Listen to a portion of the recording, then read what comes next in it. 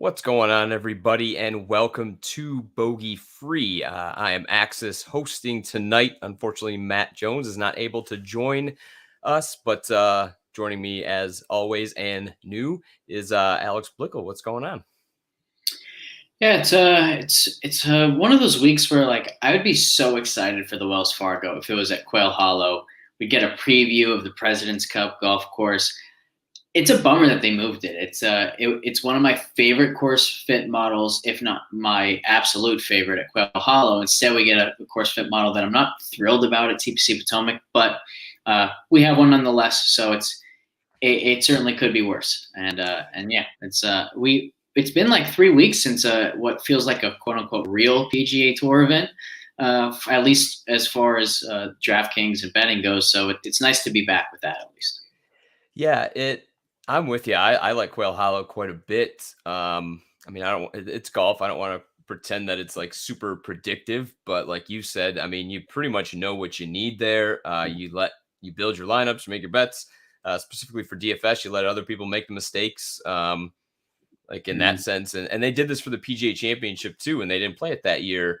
And I kind of get it a little more for a major. I'm kind of surprised they're not playing it, considering the President's Cup is all the way. Honestly, I don't even remember what month. If they do that in November or October, I honestly can't remember, but it's quite a ways away yet. So when I did see they were going to TPC Potomac, I too was a little shocked and disappointed. But at least we have data on this one, unlike the Mexico Open last week. So you're able to do your course fit stuff. I'm able to do a little more course fit instead of purely guessing. Although I think last week I did an okay job. Again, I really didn't dig into the statistics too much from last week, but just glancing at it, I don't know. I feel like it played semi kind of how I thought it might. Didn't really win me any money betting wise, but we did all right in Europe. Got a winner there, so can't complain too much. And like you said, we have this field that's not wildly deep, but it is. I do rate it a stronger strength than like an average PGA Tour field, which last week's was actually weaker than that, which was a first for me on a full-fledged PGA, not an alternate. There's nothing else going on, so it is nice to get some depth to this. Yeah, and I think that's like another reason why I'm disappointed that it's not a Quail Hollow, because I feel like the field strength would be a lot better. For one thing, just because Quail Hollow is such a fantastic golf course, but also because I feel like people would want to play the course they're going to play in for the President's Cup. And then I feel like ratings too, like it would be a nice way to advertise the event, to say, hey, this is where the President's Cup's going to be played. So when you want to tune in October, whenever it is, like you'll have this week's event fresh in your mind. You'll know what to look for on each hole and remember each hole from the stretch of this golf tournament. It seems like a missed opportunity. Yeah, and I wonder if I'd be curious, and maybe it's in quotes, I haven't read much, but I wonder if that's more the PGA runs the President's Cup, and I wonder if it's them asking them not to host it, or if it's Quail Hollow, just like at the PGA Championship, saying, hey, we just don't want anyone touching this course until then, which seems crazy to me, to be quite honest. Right.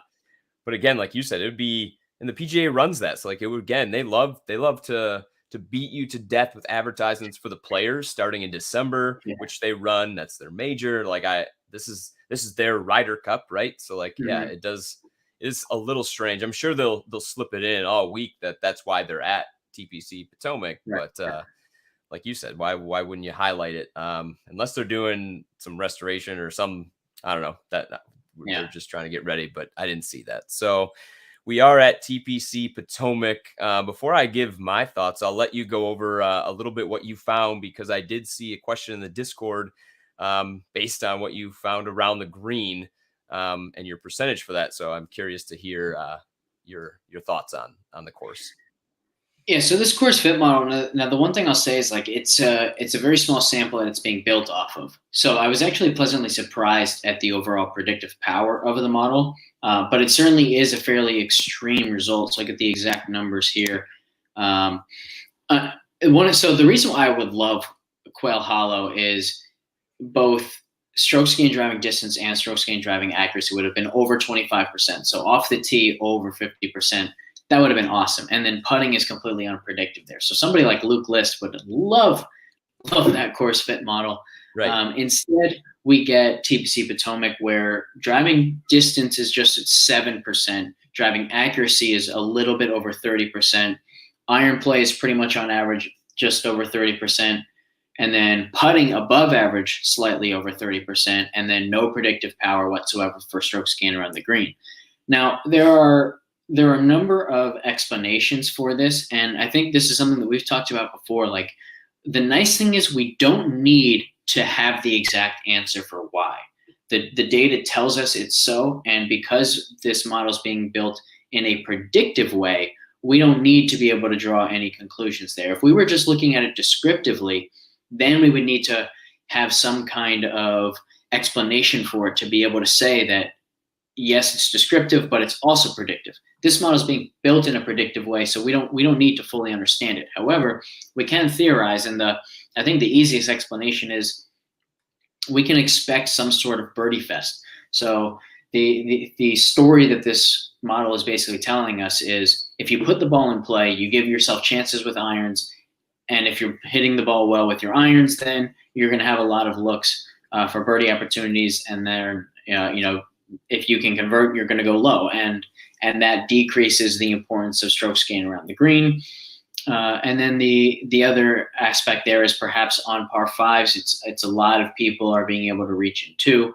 So again, like, you're not just putting yourself in a position where you can get up and down, but you're actually giving yourself eagle looks and things like that. So the story that this model tells us is that of a birdie fest, where around the green typically does matter less.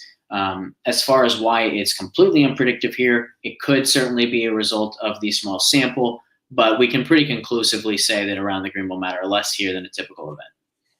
So that's interesting to me. Now, I do something similar, but I also go back. I do a lot of descriptive. I love to see how the course is played and then build around that, like you just spoke of. And so what's interesting, and I didn't look at weather, but so Molinari won at 21 under, but he won by 8. So most of the field was hung up around 13 under, and Stanley won at 7 under. Now that, again, that's just 2 years. Who knows? And this year the weather is looking a little dicey. Rain, a little chilly, maybe some wind. So who knows exactly? But I found the same, just descriptively, even that you did, that around the green was the least how golfers separated themselves from the field. It really wasn't that important, nor was putting for the most part. I mean, compared to an average week, irons were about the same. Off the tee was stronger. And that's where, when you're looking at descriptive, you might be like, oh, off the tee, we know distance off the tee, but that doesn't seem to be the case here. It seems to be more predicated on playing from the fairway. So I went and looked at as to why that is, maybe. And there was a 34% difference in green and regulation from shots from fairway compared to shots from the rough. So there you go. That is a huge difference. I think that made it second on my list of courses that the PGA Tour regularly plays. I really can't remember the first one off the top of my head. But, so it's things like that where it's like, okay, you're seeing it in the predictiveness. I like to go back and look at how things played out.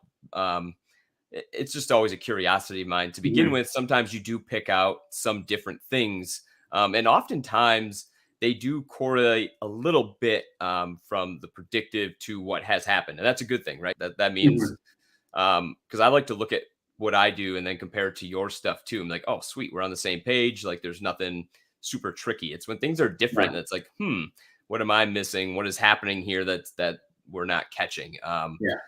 But yeah, with the rough that way, obviously that leans to the strokes gained off the tee, but more through accuracy. I didn't adjust for distance. So, I mean, the ball normally doesn't go as far when you land in the rough also, which is why green regulations can be lower. But with such a difference, and like with what you found, it's very clear that distance never hurts you.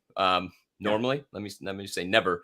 But yeah, you're definitely going to want to play out of the fairway a lot more this week at TPC Potomac. That helps to explain why there's no predictive power with around the green too, because number one, it says if you're out of position, it's really hard to get back into a good position. And so whether or not you're then able to get up and down might be less about your skill as a short game player and more about where you missed and where you were able to to put the ball when you weren't able to hit the greens. Like if all you had was putting yourself short-sided versus being able to give yourself a lot of green to work with a pretty straightforward uphill chip, like the descriptive strokes gain isn't going to show the fact that one, you were in a far better position. So it was actually how you got there that gave you a better chance of getting up and down, more so than your skill or lack thereof. And then the other aspect there is like, it doesn't really matter because there's such a big difference in green and regulation hitting the fairway versus not. It doesn't really matter how well you're getting up and down, because there are going to be other guys in the field who aren't scrambling for par. They're giving themselves birdie look after birdie look after birdie look. So even if you are able to scramble, like you're still losing ground to the guys who are playing well. So all of that kind of just works together. And like you said, it's nice when all of that fits and makes perfect sense. We don't have to scratch our heads about what exactly is going on. Yeah, it definitely seemed, this course, after 2 years of strokes gain data, seems to fit that very cliche ball striking, not paradigm, but there's a ball striker's course, right? And people, and that ball striking is just the irons and some sort of skill off the tee. Now, whether you do that through distance or accuracy, that's a different whatever explanation you want to give for it. But again, just play for, like, guys are going to thrive here if they are playing from the fairway, even if they're 15-ish yards back. Like that's just what the 2 years of stats tell us. I feel like it's a large enough sample to get a decent look at how a course played. Like if it was just 1 year, it's like, okay, again, I don't know what the weather was like. The field could have been blah. But with 2 years, there's enough there to at least get a look. I mean, you can sometimes see it after 1 to 2 rounds, depending on the course. So I feel pretty comfortable with that. And naturally, a lot of the guys, even after adjustments that I wanted to bet, didn't exactly fit it, of course. But that's just sometimes how it goes, right? Because we're betting the odds. The course fit just helps adjust those. So I'll let you walk through a couple of your bets first. We didn't overlap, but we almost overlapped with Griffin. That's probably because I made a mistake somehow and I did not pull through DraftKings properly, which you got a very nice number on Lanto Griffin at DraftKings. Yeah, so I'm curious if they hadn't had that number posted, because it wouldn't be the first time in the last month or so that we've seen that they had numbers out there, and then I guess maybe they just didn't like where all the action was coming in, and they almost overcorrect to get FanDuel does that a lot too. Because I found Lanto at 150 to 1 on DraftKings Sportsbook, which I've said this before on the show about other guys, so I don't want to sound like a broken record, but that might be the worst line I've seen all year for an outright. I have Lanto at I want to say in the top 15 for course fit expected strokes gain this week at 0.61. Actually 0.67 course fit expected strokes gain, 0.5 baseline strokes gain, which leads to a 0.61 expected strokes gain, which again is it's top 15 in this field at least. And the course fit expected strokes gain might crack the top 10. Then you get into Matt's volatility data, and he's one of the most volatile players in this field. And as we talked about, when you're looking for long shots, you want that volatility, because volatility works in both directions. Yes, it means he's more likely to miss the cut, but it also means that his ceiling is more competitive with the ceiling of the best players in the field. So this is a price where I would have bet him probably as low as 75, and we're getting literally double that. So I'm thrilled with it. I made it a 2-unit bet, which I very, very rarely do for somebody who's lower than 30, and he's all the way at 150. So I should say higher than 30, and he's all the way at 150. So this is perhaps my favorite outright bet of the year. And then I also have Doc Redman at the same price, and just to give an indication, I have Doc Redman at just 0.11 expected strokes gain, of course fit expected strokes gained. And I'm betting him at the same price as Lanto. So if I think Doc Redman is a good price at 150, then that speaks volumes to how good of a price this is for Lanto. And then, interestingly, Russell Henley sort of popped as the third best baseline player in this field for me. I did a big upgrade to my course fit model this week, where basically I tried to find the perfect balance of recent form and long-term form for every single strokes gained category, instead of looking at long-term form versus recent form as just an overall question. The answer is different for each category, and we can get into the details of exactly like which metrics recent form matters more for and all that. But basically, revamp that whole system, how I do that. And Russell Henley is the third best baseline player in this field for me, and he's not priced as such. And then he's also a very good fit for this golf course, a great iron player, more accurate off the tee than he is long. The only thing that he's missing is like a red hot putter. But he's been fine on the greens. It's not like he's losing a ton. He's just not gaining the way some of these other high price players are.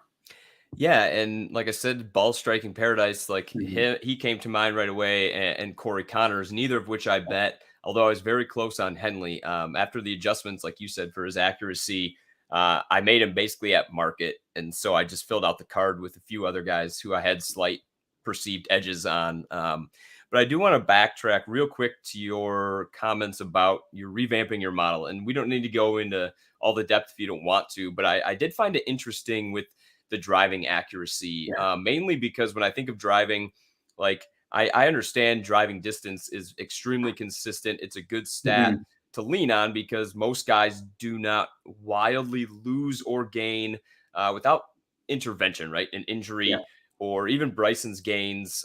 They wouldn't have seemed so quick, but we had the COVID delay and he basically took all of the winter as well. Guys normally do not just put on 15 yards throughout the season.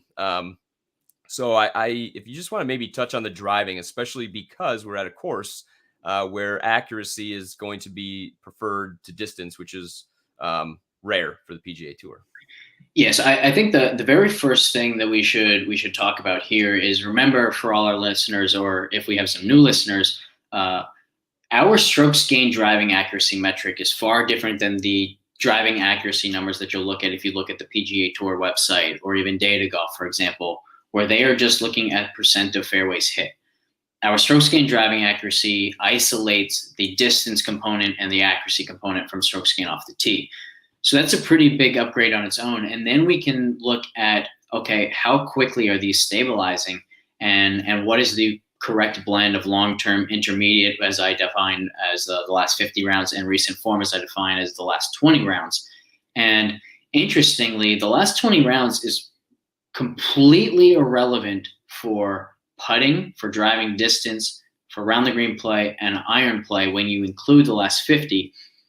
But for driving accuracy, it matters equally to the intermediate and the long-term forms. And so basically what that tells us is driving accuracy is stabilizing significantly faster than every other metric. And I think to your point about driving distance, that would probably stabilize just as quickly, except for the fact that we're only getting measurements of driving distance on 2 holes per round. And so the sample size is just really, really small. And as you mentioned earlier, like when you're missing fairways, the ball doesn't get to roll as much. So when you're looking at just a sample of 2 drives per round, you're going to get some signal from how accurate they were and not just how long they are. Whereas when you're looking at the overall sort of distribution of drives from a player, then you get more signal. So as data improves in golf and we start to get distance as measured on a shot-by-shot basis instead of just the 2 selected holes, I think that this analysis will very much change, and we'll be looking at significantly more signal from recent form for driving distance. But as it's being calculated now and given to us now, it requires a much larger sample. So then you have to get all the way to the last 50 rounds before there's some signal beyond the long-term distance. For sure. Yeah.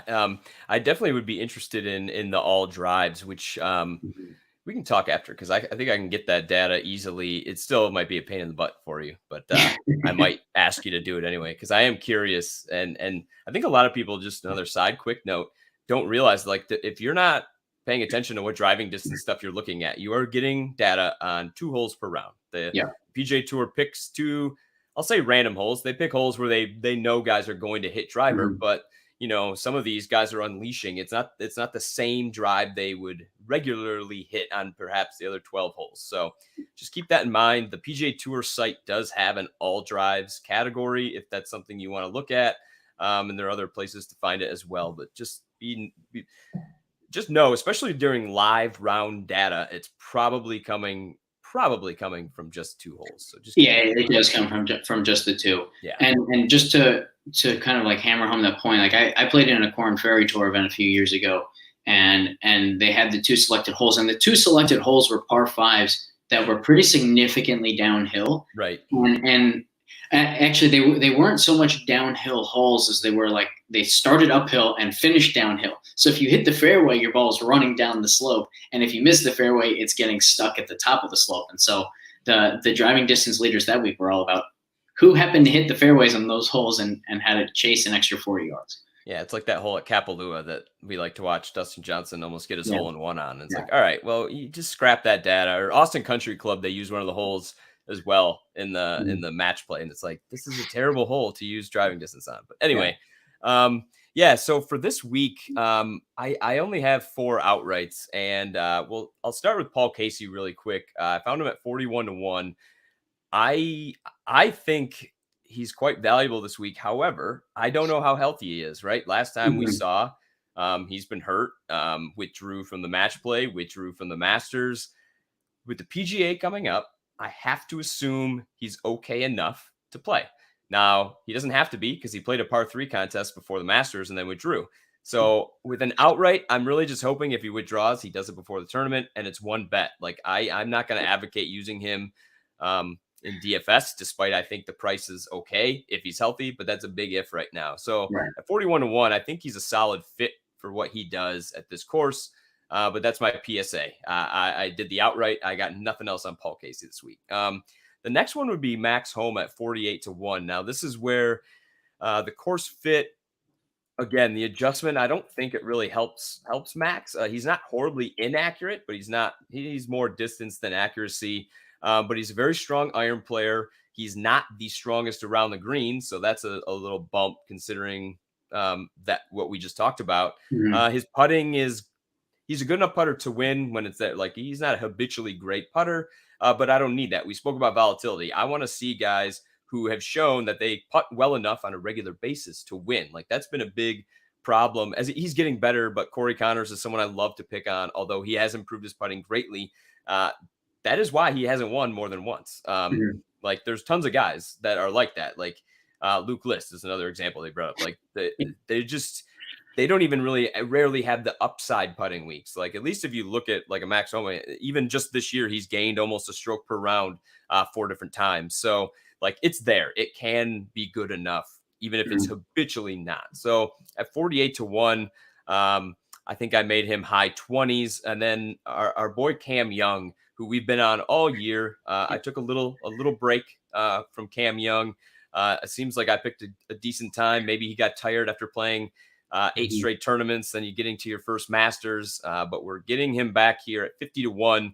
DraftKings opened him at 28. I think DraftKings is now doing their own. I could be wrong on this. I think they might be doing their own odds now, and maybe that's why they've been pretty different. Because last week I only bet odds, or I only bet outrights at DraftKings. This week I have none there for the PGA Tour, but.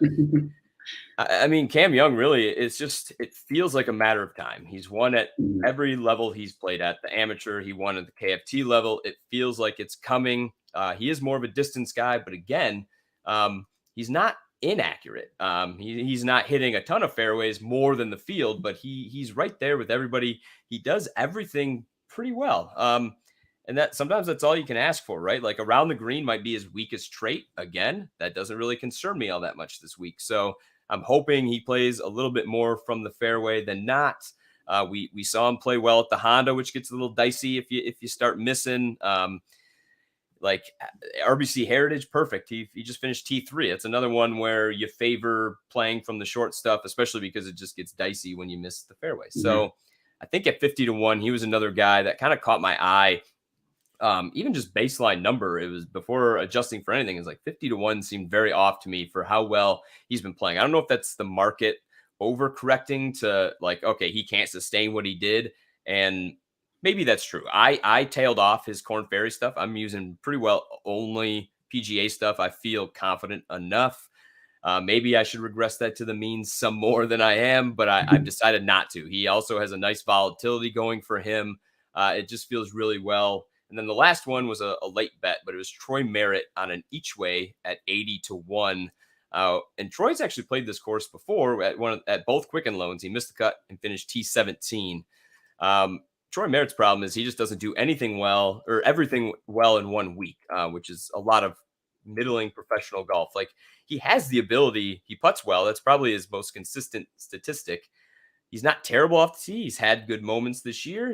His irons have flashed this year. He used to have very high proximity numbers with low like very volatile player, which again, we've spoke of. He's a guy I like to use in Showdown, along with Lanto Griffin. So at the last one, it was really the T6 on the each way that I found the most value on. And I did make a little value on the 80-1. So that's kind of where the card's at this week. I know that was a lot of information that I just threw up, but I don't know. I actually feel pretty good about wherever, like sometimes the values come out and you're like, I don't know. I'm going to bet that guy, but I don't really want to. This week, I felt pretty good betting the guys I bet. I love the Cameron Young bet, and I'm gonna have to go back and search because I think I saw the best number for him at 40, but if there's still a 50 available somewhere, I'm gonna grab that. I have him tied for the 10th best baseline in this field with Webb Simpson, which just kind of gives you an indication of how good he is. And to your point on the fact that like he doesn't hit a ton of fairways, that's just because of how long he is. Gains half a stroke per round with his driving distance. Only Rory is better at 0.51. And Cameron Young is almost Rory McIlroy off the tee because Rory's at 0.27 strokes gained per round driving accuracy. Cameron Young, 0.23. So he really is accurate, and he's like another perfect example of just how valuable the strokes gained driving accuracy metric is that we have available to us at FTN that isn't available anywhere else, because it shows you like there are long hitters who are very accurate. Like John Rahm, for example, he's not bombing it way past everybody. So how's he gaining over a stroke per round off the tee? If you just look at driving distance and percentage of fairways hit, you're not going to get that answer because his percentage of fairways hit, while good, is certainly lower than the guys who are hitting the most fairways, and yet his strokes gained driving accuracy is either first or second in the world. Cory Connors is the only other one who can threaten him for that title. But yeah, so I really feel like we have this great edge with the strokes gained driving accuracy metric, and we can really lean into it in weeks like this where it pops as so predictive. It is a wonderful way because, like I said he doesn't hit a ton. Like he's right at average, but like you mentioned, the longer guys have bigger misses. Like it's just math and angles, as you described a couple of shows ago, I believe.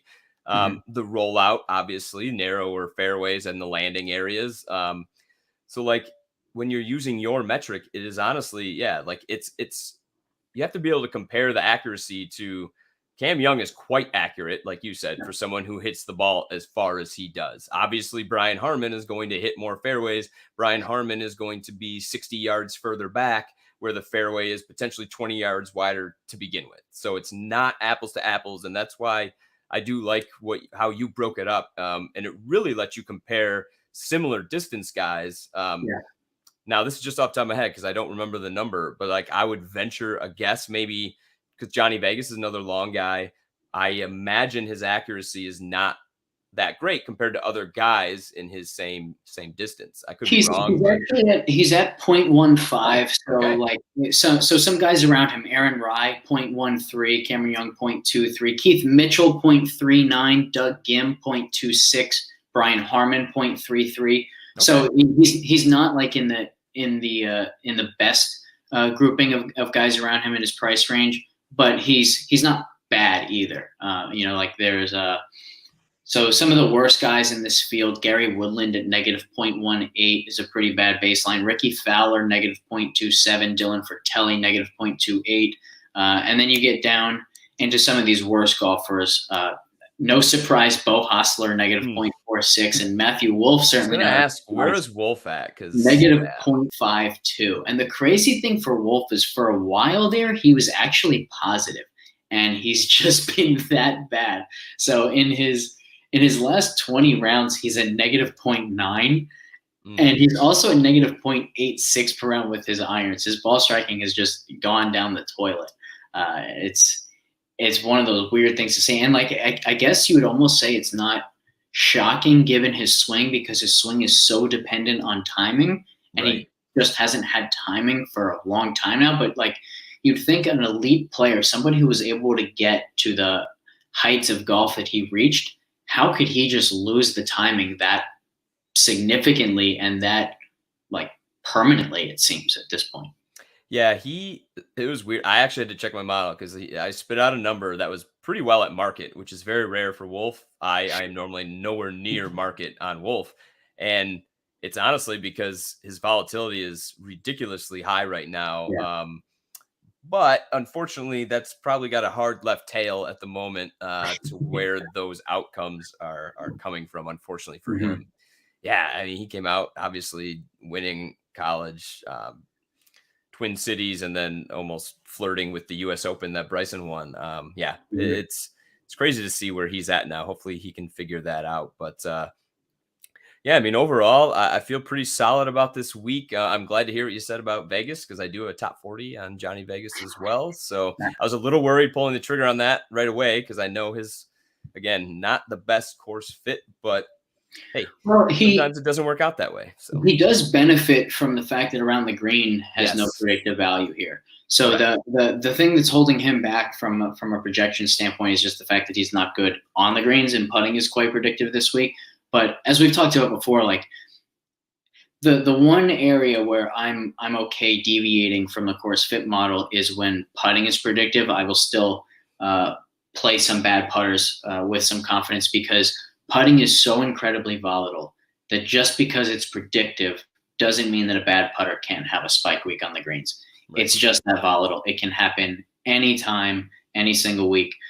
So as long as they project well elsewhere, as Vegas does, because he drives the ball so well, his irons are solid, and his weakness around the green doesn't really matter. Like he's fully in play this week. And then the only other thing I think is worth touching on, just because we were talking about Wolf for a second, like any listeners of the show or listeners of Fade the Narrative from the past few months would know that I bet Matt Wolf to win pretty consistently throughout this season, basically on the premise that, look, he's a crazy volatile player, so you just need that spike week. But given this new research that I've done on the quick stabilizing driving accuracy, if I could go back in time and not bet him, I would, because now we know that like the recent driving accuracy is so predictive and so useful that it's not as simple as saying if he just figures that out, because the data says when you're struggling with that, you're going to continue to struggle with it. So I wish I could go back and do all those bets over, but luckily I wasn't throwing much down on it because the odds were so high. I do think that's a good point you raised, though. So maybe, if we see Matthew Wolf start to bring his driving accuracy closer Mm-hmm. to his long-term mean, you don't necessarily need to wait so soon, Yeah. maybe for DraftKings purposes, sure.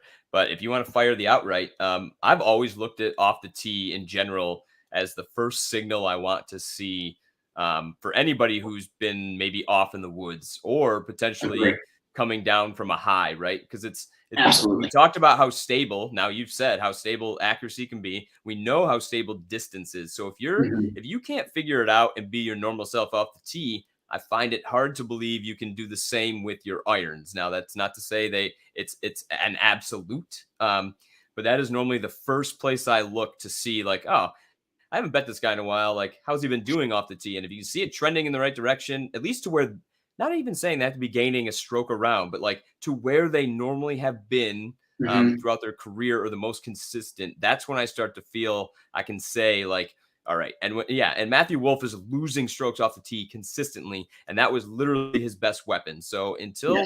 until I can see that coming back around off the tee, yeah, I'm gonna have to stay away from Matthew Wolf as well.